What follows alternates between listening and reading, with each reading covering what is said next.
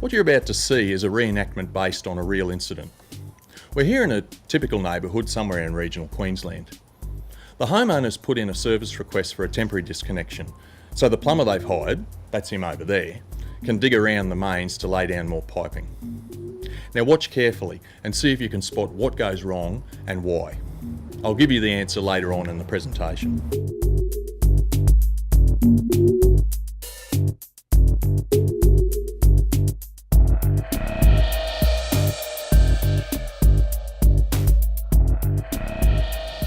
You right, Dino? Yep, no worries, I'll turn the main switch off. Main switch is off. Yeah, it's off.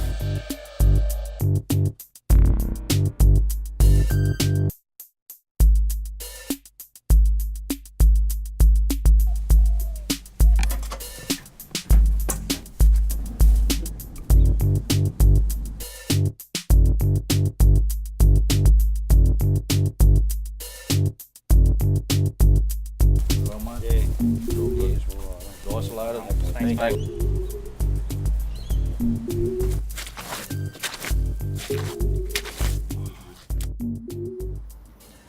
Looks like we're all done here. They've pulled the service fuse, disconnected the neutral, and they've left the active conductor intact. The plumber said he'll need the rest of the day to finish the job, so they're heading back to the depot.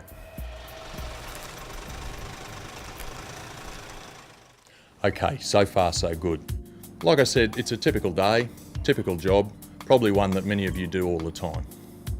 Sure enough, the request to reconnect supply comes through later that day, but the crew that did the disconnect, they're busy, so a different crew is dispatched to finish the job. When they arrive, they check and see the service fuse has been removed, so they can replace it and then do the necessary tests to ensure supply is back on. Okay, main switch off, Kels?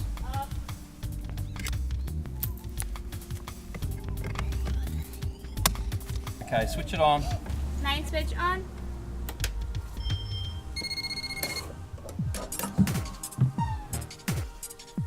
Their tests are all good, there's nothing out of the ordinary, so they start packing up.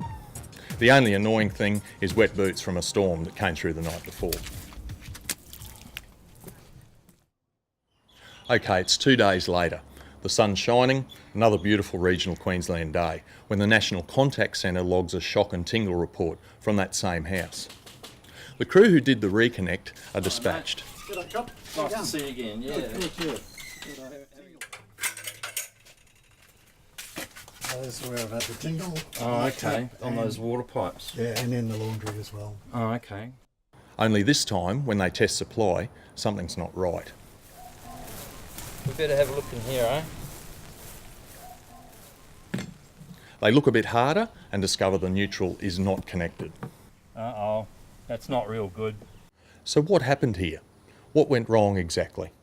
Well, what the second crew did not know was that the first crew had disconnected the neutral. Why should they know? After all, this was a temporary disconnect, plain and simple. Not sure what the first crew was thinking. Maybe they thought they'd be back to do the reconnect, who knows? One thing is certain though, they didn't follow procedure, because that neutral should not have been disconnected. But the second crew tested supply, right? Surely those tests would have alerted them that something was wrong. But here's the thing, when they did their tests, the ground was wet. Remember I said there'd been a storm the night before? But as the ground dried, and with no neutral connected, the current went straight to earth and ended up in the customer's taps and appliances. Not good. Luckily the customer's mains earth was connected, but had it failed, it could have been a fatality. Incidents like these show that not all field staff are doing this work the same way. You can't predict the weather, and you certainly can't know who's been in that pillar before you. That's the point of having work practices and procedures. They protect you from the unknown. From your training, you know that any time the neutral is disconnected, all steps described in the low voltage connection manual must be followed. In this case, the neutral shouldn't have been disconnected, but since it was, a polarity test must be done. A check of the neutral connections before supply was restored would have revealed a disconnected neutral. There's a new guideline available to help ensure everyone who does customer service work does it exactly the same way.